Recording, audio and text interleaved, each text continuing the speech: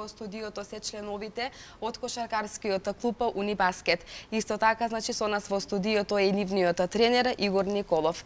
Добро утро и добре дојдовте. Добро утро. Така, како се чувствувате? Се чувствуваме одлично во студиото. Поздрав до гледачите на вашата телевизија и да се заблагодариме на поканата што денеска не поканивте да видиме гости во вашата спортска програма. Така, ви благодарам многу што нели ја прифативте поканата и што ова утро сте дел од нашата утринска програма.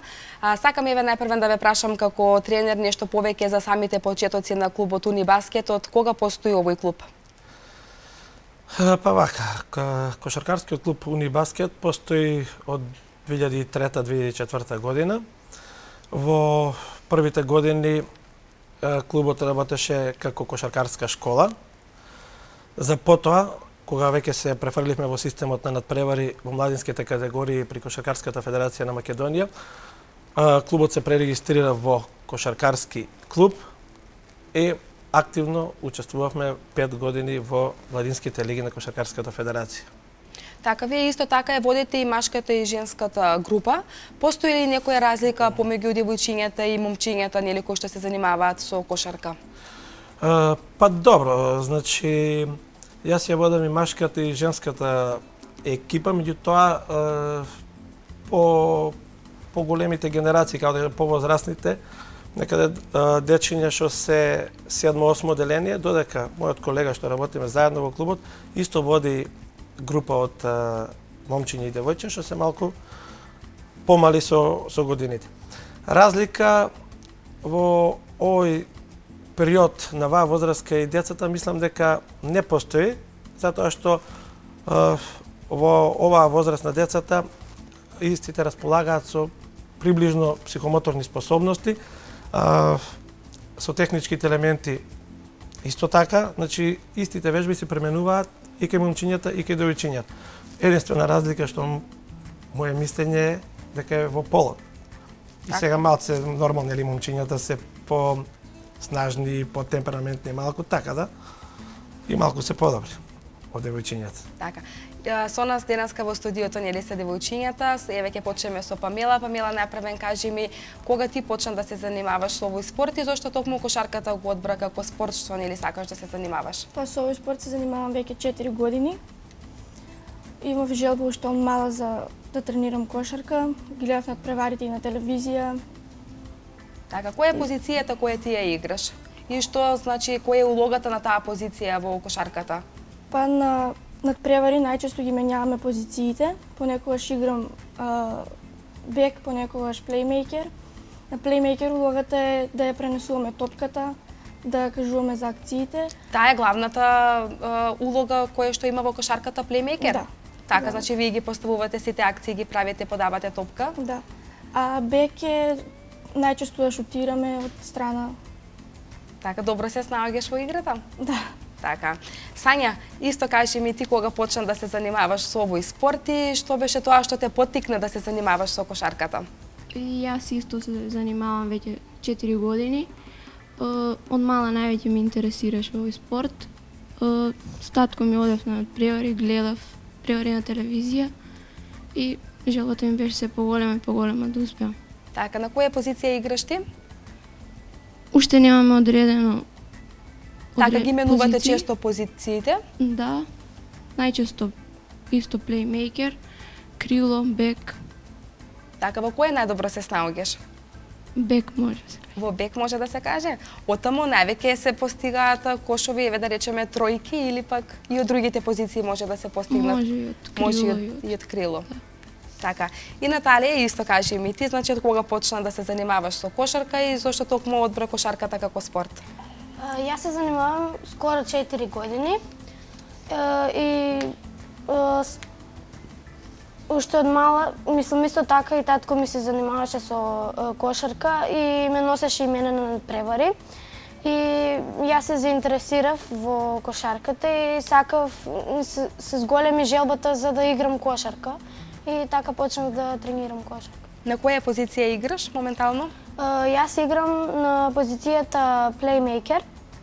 Како што кажа, улогата на таа позиција е да да ја пренесуваш топката и да го организираш нападот. Така да организираш цела игра на теренот. Еве ќе поставиме прашање и до тренерот, да ми кажете нешто повеќе за самите тренинзи, на што вие како тренер најчесто обрнувате внимание на тренинзите? Па, прво малку да се надополнам на девојчињата. Значи, на оваа возраст не можеме уште точно да ги одредуваме позициите, која позиција да игра. Лично мислам дека на оваа возраст децата треба да играат на сите позиции, значи исто како што работиме на елементарната техника, треба да ги познаваат сите елементи од кошарката, без разлика дали играат на центарски позиции, дали се високи, ниски, со техника мора секој да располага добро, да има голем како да кажам, капацитет на дриблинзи, да совлада техниката и така натаму. Што се однесува на што најмногу внимаваме на тренинзите? Па, да ви кажам, пред се, не само ја како тренер, представам и другите тренери, најмногу внимаваат на оптоварувањето на децата на оваа возраст, значи интензитетот на тренинзите, да не се зголем интензитетот на тренинзите, да не е премногу напорен за оваа генерација, мислам, за оваа возрастна дечиња. Исто така многу се обрнува на методите на тренинг, кои методи ќе ги применувате на тренинг. Во кој период од тренингот ќе ги применувате, кои вежби. Значи тоа е од голема важност за тренирање, посебно нели разговараме за оваа генерација на деца што се занимаваат за спорт. Секогаш треба да се склонуваме од полесно кон потешко на вежбите. Ако сакаме да учиме некои нови вежби, некои нови техники, некоја нова тактика, мислам дека тоа треба да се применува на почетокот на тренингот, односно во првиот дел од тренингот, затоа што концентрацијата на децата во тој период е најголема. Како поминува тренингот, се јавува замори и полека се изморува. А дали пред надпревари поинтензивно се спремате на тренинзите, се подготвувате? Обично пред надпревари не би рекол поинтензивно, може да биде и поопуштен тренингот, повеќе обрнуваме на тактичките елементи од играта. Зависи со кој противник играме, го познаваме противникот што ќе играме и се спремаме за неговата игра, да видиме како полесно би го победили. Околу методите на тренинг, пак ќе ви кажам, значи реков од полесно кон потешко, да се обрне повеќе на интензитетот и кога ја учиме техниката, мораме да кажеме дека таа поминува низ 3 фази. Значи во првиот дел, кога сакаме да научиме некој елемент, без разлика од кој спорт, не мора да е кошарка, фудбал, ракомет, нели? Значи првен се покажува елементот и тој се грубо, значи децата го изведуваат грубо, народни кажано, значи со одредени грешки. Тоа е веќе генерализација на таа метода. Втората техника кој поминува тој елемент е компензација или ги отстрануваме грешките од тој елемент. Мислам грешките ако движењето на пример елемент удар на кош. Сега спортистот го изведува, шутира на кош, значи он пред да знае да шутира на кош. После во втората фаза, влечењето на елементот, ние ги отстрануваме они елементи што го отежнуваат тој елемент. Детето прави, например, одредени грешки при изведувањето и со потешкоти го изведува. Ние тој гледаме да го отстраниме и на крај автоматизацијата, се автоматизира елементот, доаѓа до запамтување, нели, во мозокот и он веќе доаѓа до автоматизам и со без тешкоти го изведува елементот. Така да мора да се поминат некои фази за да успешно се изведат некои елементи од кошарката. Според вас, што треба да поседува еден играч за да биде добар кошаркар? Дали е доволна само висината? Вака, сега зависи од кој аспект го гледаме кошаркарот, од кој профил. Значи, ако одиме тоа од стручно научно, тој многу се важни антропометриските карактеристики на кошаркарот. Значи, генерално земено, кажувам генерално, значи со исклучок на некој случај, кошаркарите се високи. Да. Така, значи треба да има долги раци, долги нози, да поседува добри функционални способности, значи брзо да се воведува во работа, значи брзо да влегува во утакмицата, полесно да се изморува, доколку се измори многу лесно да биде одморен. Исто така да има добри когнитивни способности, значи брзо да перцепира, брзо да прима информации, да наоѓа решенија во одредени случаи. Потоа би рекол тука се моторичките способности кои што мора да поседува со добра брзина, добра координација, која е една од најважните моторички способности, исто да има добра интелигенција. Со еден збор би кажал треба и да си роден да бидеш најдобар. Точно Има така. долго примери. За да Не бидеш значи дека добар некогаш кошаркар. тие што тренираат најмногу се и најдобри. Така, точно. Памела, колку овој спорт допринесува да се изградиш како личност? Па, може да се каже дека Дека ви помага, ни предпоставувам. помага, да, ни помага како да изградиме и во приватниот живот, ни помага. Во училиште ви помага или пак ви одзима повеќе време? Не, ни помага во училиштето, со спортот се одмараме од училиштето. Така, и значи да се вкопите нели во средината исто така, да се изградите во правилна личност. Наталија, исто кажи ми колку допринесува кошарката да се да бидеш нели да се изградиш како правилна личност? Кошарката бара концентрација, одговорност, работа, труд и со тоа не прави како одговорна и голема добра личност. Така. Сања, кажи ми дали тебе кошарката може би ти одзима повеќе време или пак стасуваш нели со сите оние обврски кои што ги имаш на училиште? Со добро распоредено време може се да се стаса и не ми представува проблем. Како си го распоредуваш времето? Од училиште одиш право на кошарка? Така некако. Обично така? Да. Така. Колку пати во текот на неделата имате тренинзи? Во текот на неделата имаме 3 тренинга. Тренинзите ги изведуваме во спортската сала на основното училиште Блаже Коневски. И обично викендите ги користиме за одигрување на надпревари. Доколку немаме некој надпревар, обично секој викенд имате надпревари? Да.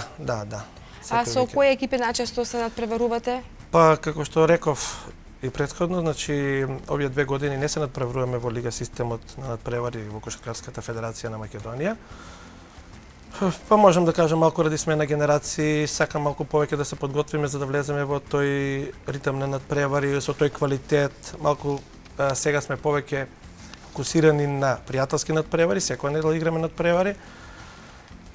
Да се уиграме малку повеќе, да собереме некој искуство, така да кога ќе дојде редот да се пријавиме во федерацијата, да бидеме спремни. Така. Колку овој спорт им помага на децата да се развијат како здрави и правилни личности, веќе нели ги прашавме и нив, кажа дека доста им помага кошарката да се изградат како правилни личности. Вие како професор исто така по спорт и спортски активности, а воедно и како тренер, што мислите, помага ли кошарката овие деца да се изградат нели како правилни личности? Па добро, ја би рекол не само кошарката. Секој спорт позитивно влие врз развојот на детето, како духовно, така и физичко. Значи, пред се сакам да кажам дека спортот е превентивна функција која делува превентивно врз здравјето на децата. И децата тоа треба да го сватат и треба да најдат начин како оптимално и континуирано да се занимаваат со физичко вежбање или да се занимаваат со спорт.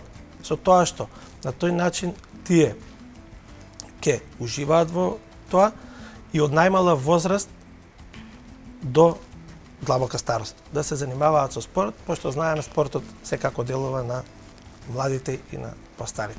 А сметате ли дека денеска младите се заинтересирани? Денеска младите се заинтересирани за занимавање со спорт, но многу често бргу се заинтересираат да се занимаваат со спорт. Има случаи каде што и бргу се откажуваат од занимавање со спорт. Од моје искуство можам да кажам дека нема дете што не почнал да се занимава со било кој спорт. Многу се ретки тие. Децата се заљубуваат во спортот. Сега има повеќе фактори кои влијаат и зошто се откажуваат од спортот. Значи, една од причините може да биде децата гледајќи телевизија, се заљубуваат во ракомет, во спорт, имаат своји идоли и кога ќе дојдат на тренинг сакаат за многу кратко време да го постигнат тоа што го гледаат на телевизија. И сега ако не се постигне тоа, они се разочаруваат, кај нив се јавува некое разочарување и тие одма се откажуваат од спортот. Или друга причина, ќе дојдат, ќе се соочат со некои потешкоти, дали во кондициона припрема, дали во не може да се совлада некој елемент и одма се откажуваат. Така да тука треба малку повеќе да се влијае на децата како од нас тренерите, така и од родителите. Значи тоа е еден како да кажам, триаголник кој мора да функционира за Така. занимавање со спорт на дечињата. А какви совети најчесто им делите на тренинзите на децата? Па добро, пред да се занимавате со оваа проблематика, пред себе да бидете психолог. Значи психолог, педагог, тренер, да познавате личноста, значи сите деца се со различни карактери, со различни личности и треба со секој посебно да се разговара. Многу е битно да ги знаеме и проблемите на децата, доколку тие ги имаат, за да може заеднички да ги решаваме. Па обично за време на тренинзите ја лично планирам тоа што е планирано за тој тренинг да се реализира најдобро што може, децата да останат во концентрација, што не е јасно да прашаат, да повториме, да усовршиме поголем дел на работите, додека кога имаме тренинзи пред надпревар, повеќе разговараме за противникот, наоѓаме некои начини да се мотивираме повеќе за надпреварот, да ги опуштам децата пред надпревар, да им кажам дека се подобри, дека можеме секој да победиме, дека е доволно само ни да го дадат тоа од максимум, они што го можат, не бараме ништо повеќе, да бидеме организирани, да бидеме стрпливи пред надпреварот.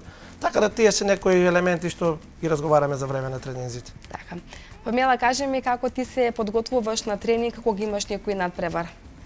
Па секогаш пред надпревар професорот ни учи на нови акции, играме кошарка, ни кажува некои нови движења, такви работи.